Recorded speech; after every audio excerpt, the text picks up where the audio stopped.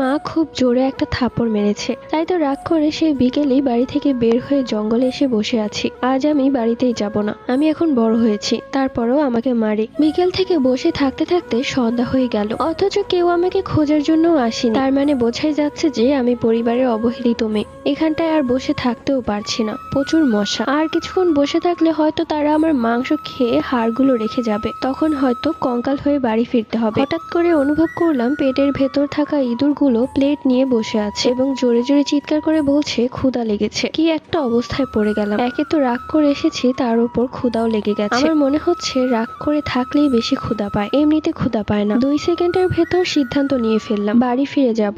সেখান থেকে উঠে কিছু দূর হাঁটার পর অনুভব করলাম কেউ আমার পেছন পেছন আসছে। পেছনে তাকিয়ে দেখলাম একটা ভিক্ষুক টাইপের লোক হেঁটে হেঁটে আসছে। তার লাঠি ভর করে হাঁটার শব্দেই আমি পেছনে তাকিয়েছিলাম। আমাকে দাঁড়িয়ে থাকতে দেখে সেও দাঁড়িয়ে গেল এবং আমার